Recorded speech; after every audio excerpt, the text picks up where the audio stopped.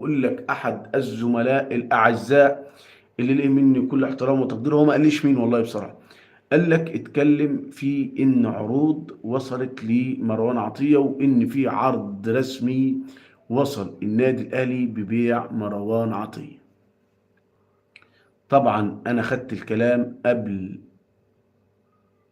اه مين ده؟ اكتب لنا اسمه كده اللي بيشتم امام عاشور ده. اخويا وحبيبي محمد راضي بيقول هلا مدريد هتاخد 4 كالعاده برشلونه وافتخر. اخويا وحبيبي محمد راضي عامل ايه يا غالي؟ اثبت حضورك بلايك وصلي على حضره النبي الكريم عليه افضل الصلاه واتم التسليم. طيب يا جماعه، قصه بيع مروان عطيه، هل مروان عطيه هيرحل عن النادي الاهلي؟ اكتر من صديق بعتوا لي وقالوا لي يا عم حمدي شوف لنا ايه قصه بيع مروان عطيه ديت، وايه الحكايه والروايه الحدوته بتاعت بيع مروان عطيه والعرض اللي وصل لمروان عطيه. انا صممت ان قبل ما اطلع من اللايف اروح على طول لاخواتنا واصدقائنا وحبايبنا في النادي الاهلي اسالهم، وانا مش هطلع ارد عليك كده من فراغ. تعالى يا عم الحاج، انت هو ايه الكلام اللي بيتقال عن بيع مروان عطية؟ قال لك والله ما فيه اي عرض رسمي وصل للنادي الاهلي ببيع مروان عطية. اخويا وحبيبي عماد بيقول مساء الفل مساء الجمال عليك يا غالي. ايوه يا غالي، اعمل لايك وصلي على حضرة النبي عليه الصلاة والسلام. طيب، مفيش اي عرض رسمي وصل لمروان عطية نجم الملاعب على صورة نادي الزمالك. مش عارفها والله، والله ما اعرفها يا جوكر يا جميل. عامل ايه يا كبير؟ الحمد لله رب العالمين. يا عم عماد عامل ايه يا حبيبي؟ شرفتني ونورتني انت وكل الناس المحترمه اللي موجوده معانا في اللايف. بيع مروان عطيه يا جماعه، بيع مروان عطيه. سالت في النادي الاهلي قال لك مفيش اي عروض وصلت لمروان عطيه. طيب يا جماعه ايه الكلام اللي بيتقال ده؟ قال لك اجتهادات واشاعات، اجتهادات واشاعات. الكلام اللي جالي من النادي الاهلي حبيبي يا عم عماد، الكلام اللي جالي من النادي الاهلي ان مفيش اي عرض رسمي وصل لمروان عطيه. طيب، ولا عرض رسمي ولا عرض شفوي كمان. طب قلت لهم يا جماعه يمكن العرض لسه ما وصلش النادي الاهلي. قال لك لا. مين يا استاذ احمد؟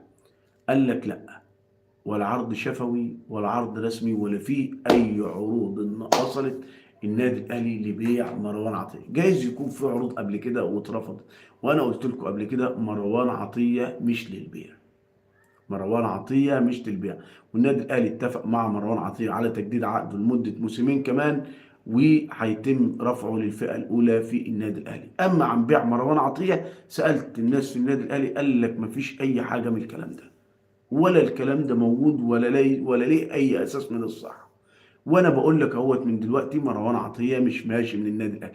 اللي ممكن يمشي اكرم توفيق، اكرم توفيق الوارد يروح الشمال القطري لانه لسه ما اتفقش مع النادي الاهلي على التجديد. اما رامي ربيعه وياسر ابراهيم هيجدد للنادي الاهلي. محمد الشناوي عنده عرض شفوي من المملكه العربيه السعوديه. اخويا وحبيبي محمد شعبان مساء الفل عليك يا غالي.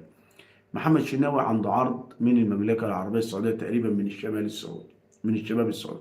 ولكن مروان عطية مفيش أي عرض رسمي وصل النادي الأهلي بخصوص بيع أو انتقال مروان عطية لأي دوري في العالم، ولا دوري إماراتي ولا دوري قطري ولا دوري سعودي ولا أي حاجة خالص خالص خالص. يعني إيه؟ لا لبيع مروان عطية. من الآخر كده مروان عطية مش للبيع. لسه النادي الاهلي شغال في الياس شوارف وشغال في ايفرتون دي سيلفا، وارد جدا يكون معانا مصطفى العش وعبد الرحمن البنوبي.